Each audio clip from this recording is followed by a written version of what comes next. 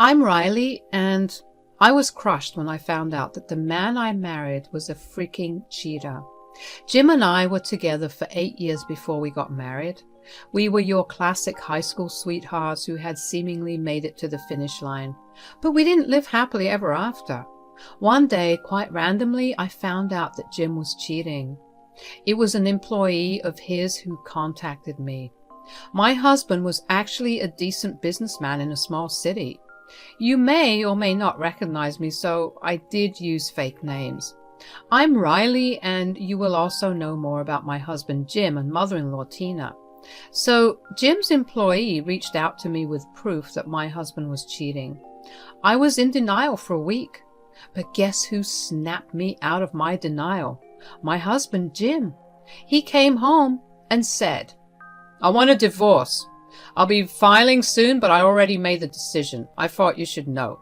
I don't want to be with you anymore." What? Why, Jim? I don't understand. There has to be a reason for this. Well, I just don't love you anymore. So it is true. You are having an affair. Jim's face went white when I said that. He didn't expect me to find out.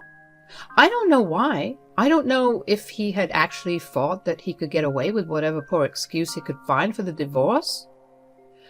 When I revealed that I knew about his affair, he looked shocked and a little angry. He said, "I don't know what you're talking about. I'm not in love with you anymore, so we are divorcing. We will split amicably and keep what's ours." You think I will let you walk away without consequences? I know about your affair, and I have enough proof. I don't care if you leave me for someone else. I already wasted years for you. I am not doing that anymore, but I will go after your assets, as the prenup states. Let's not make things difficult, Riley. We don't have to strictly follow the prenup. We can sort this out between ourselves. I knew why he was so against me bringing up the affair. You see, me and Jim had a prenup in place. It was done in his insistence. He wanted to protect himself in case of a divorce and didn't want me to cheat and get away with it.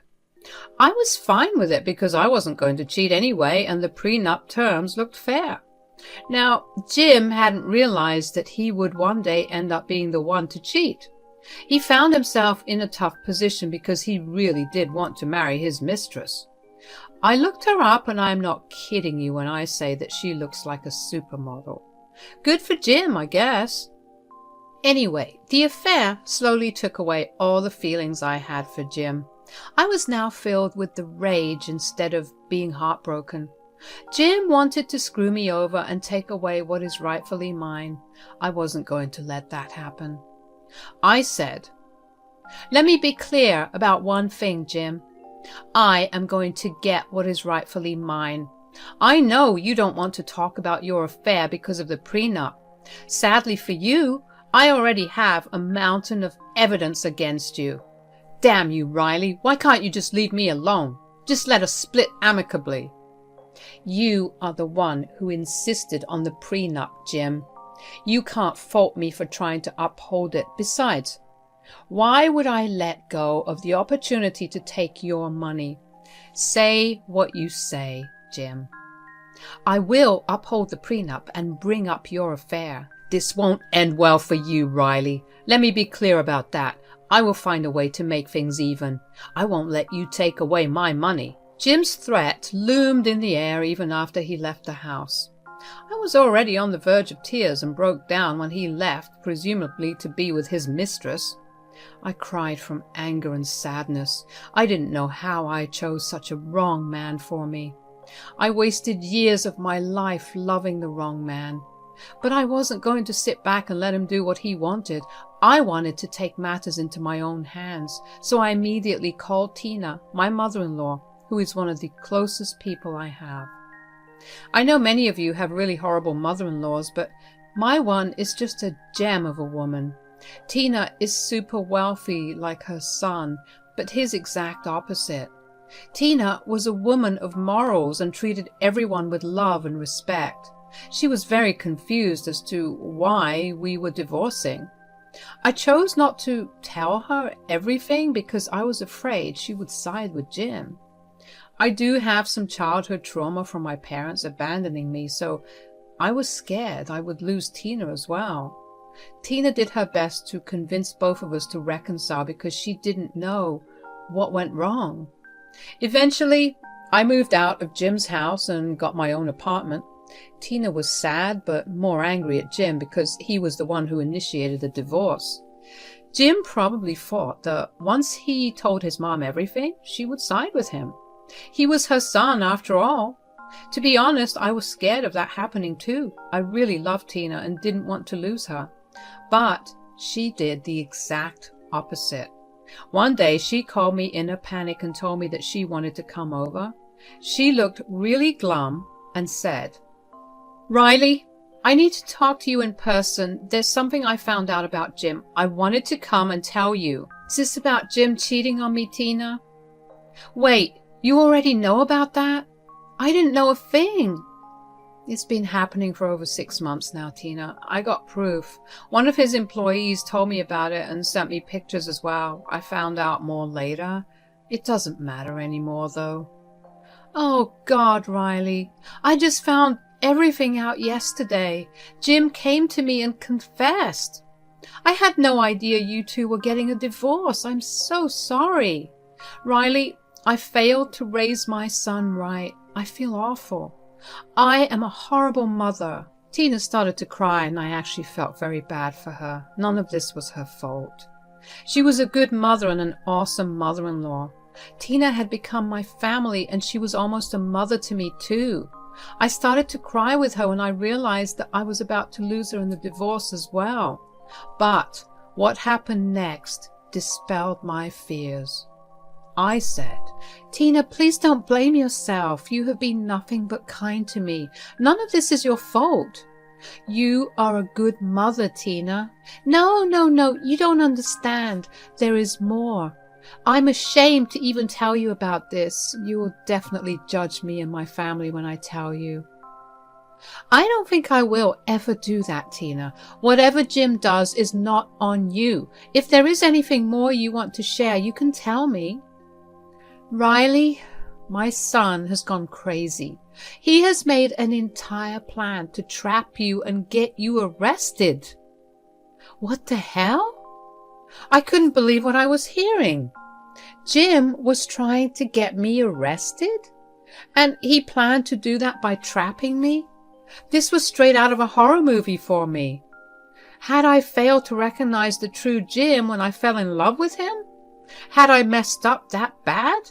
What Tina said only made my fears worse. She said, "Jim is planning to hide some of his cash in your new place and then call the cops on you.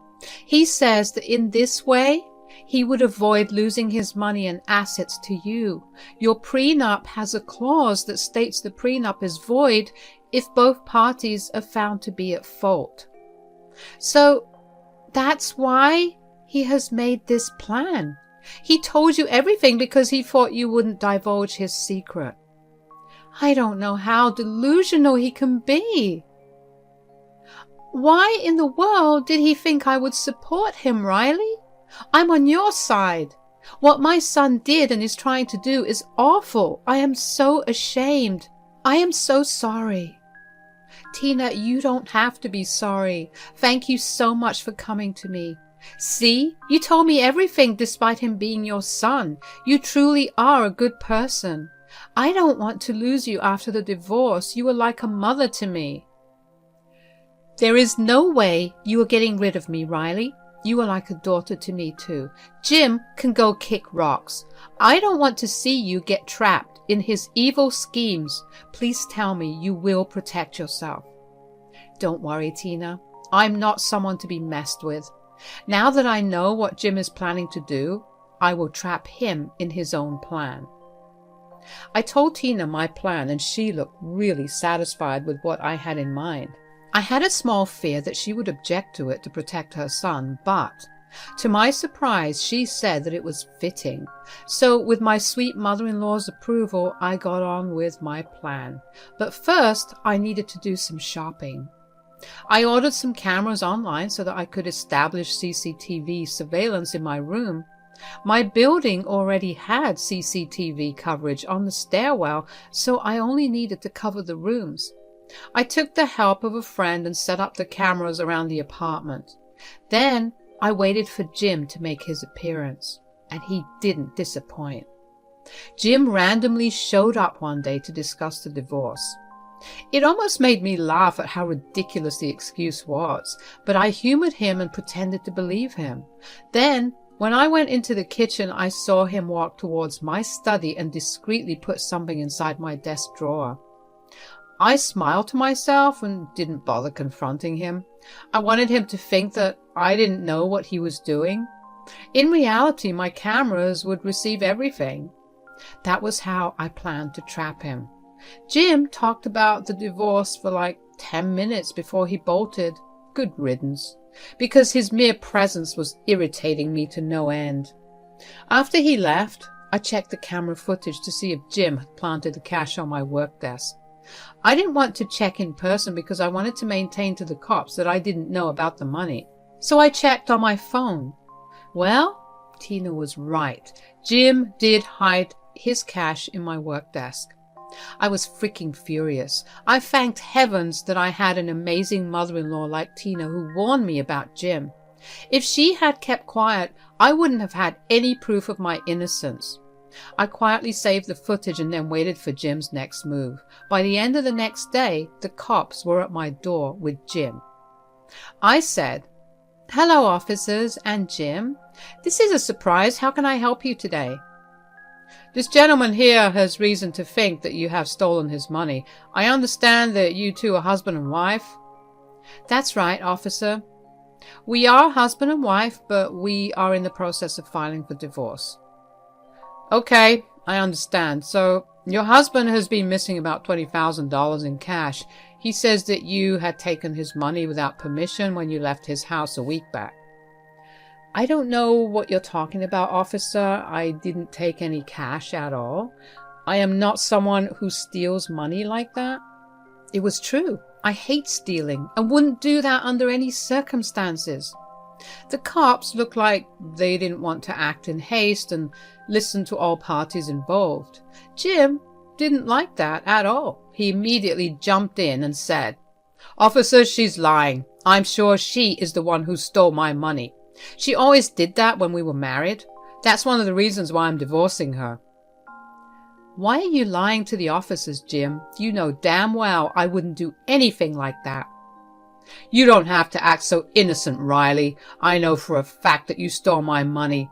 It was with me in my secret drawer until last week. No one has been in my house after that." "Well, ma'am, do you happen to know something about where the money might be?" Jim looked at me like he was confident I would get arrested. He was sure that he had hidden the money well and the cops would arrest me on his accusations. He also thought that I was a clueless woman who didn't know what he had planned. Well, he was in for a big surprise. I said to the cops, "Officers, I will show you where the money is and who moved it there. It won't take a long time. I have concrete proof of it as well." "Okay, ma'am. If you do have proof, we would love to see it. We don't want to arrest you for nothing." "She is lying, officer. She stole my money because I'm divorcing her. She's just trying to get away with it by lying. I think you should arrest her right now."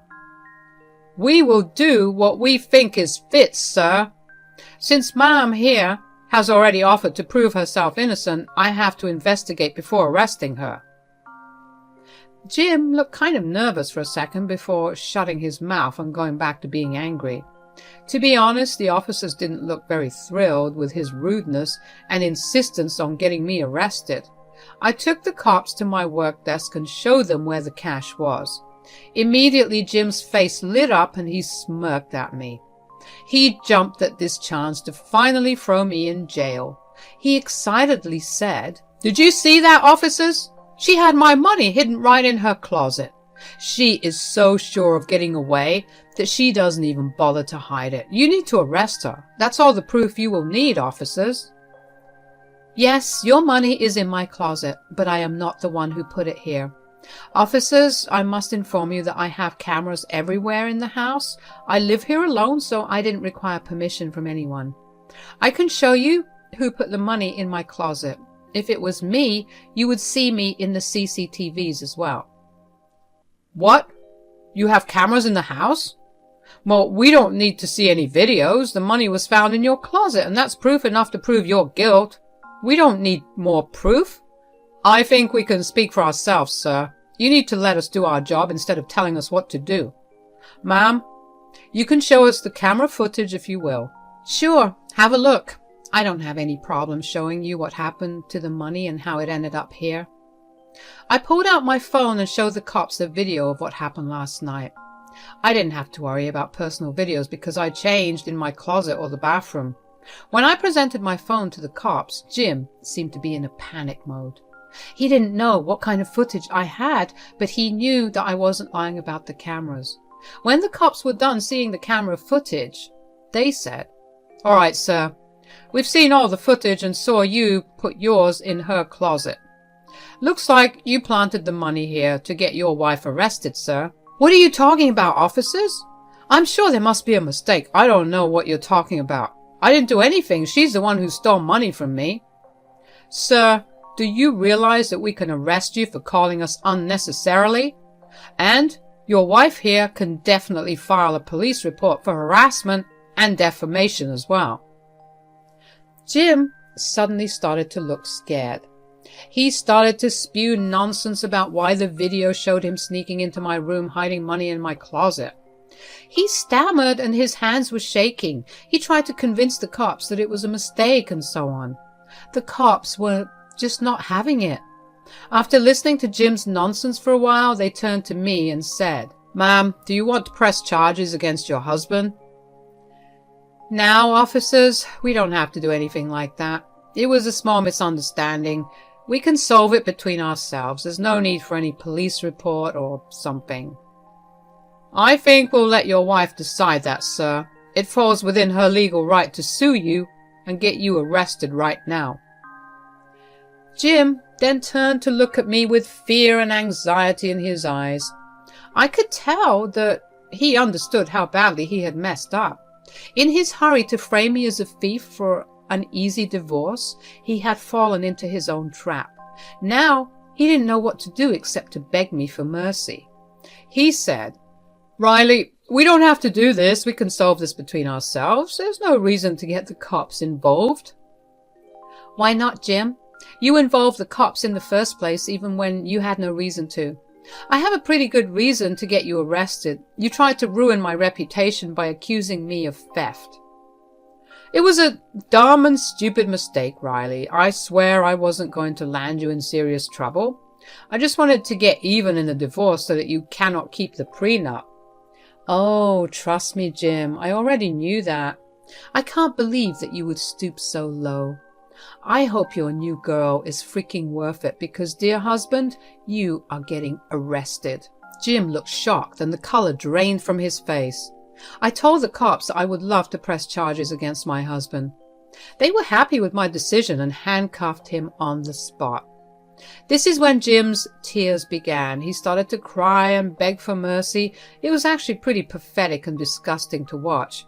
I knew that this was what he tried to do to me. Any pity or sympathy I had for him was long gone after discovering his affair.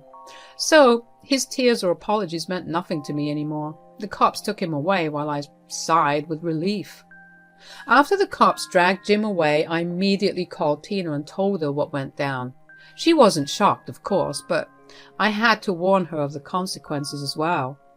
I said, "Tina, he will get bail and won't have much trouble, but I guess he will turn to you to vent. I'm afraid there is a chance he might suspect your involvement in this." "Well, I'm prepared for that. If he dares to show his face in my house, I will tell him what I really think of him, and I will tell him that I was the one who informed you of his plan." "Are you sure about that, Tina? Jim will be super mad at you. He might stop talking to you and take this very personally." "In that case, good for me. I don't want any connection with him anyway. I am so done with Jim. If he gets mad at me for doing something good, that's on him.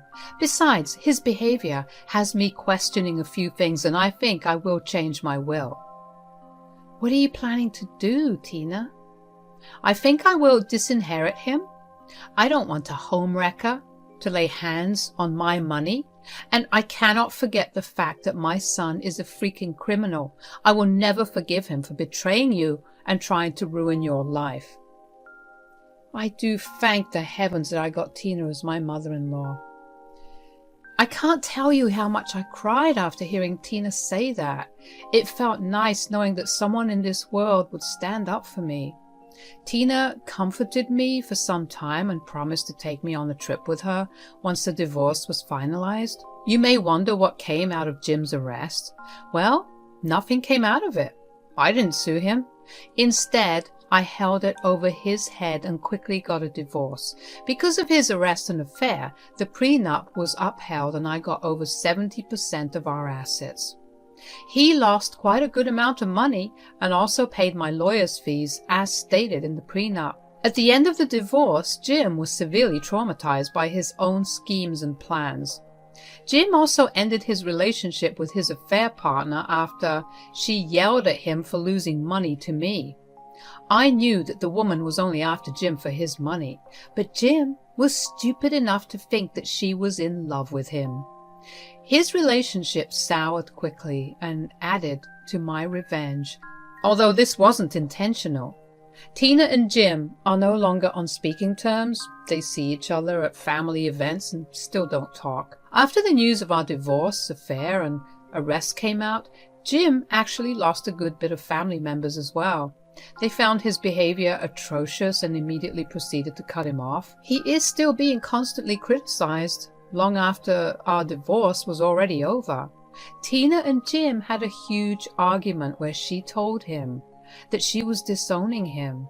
Jim was not happy, of course. He had lost his mom, wife, and mistress in a matter of months. Now he's all alone, trying to rebuild his savings and his reputation. Now, let me tell you about me. I'm probably at the best freaking stage in my life. The divorce made me even richer than before. As Tina had promised, we took a trip together for a week in Hawaii. We had a great time bonding even better. It's been a year since my divorce and we actually had a trip planned next month to Spain. I haven't started dating again yet because of some mental health problems that I'm seeing a therapist for it. Life is good and I'm taking time to relax and learn to be on my own again.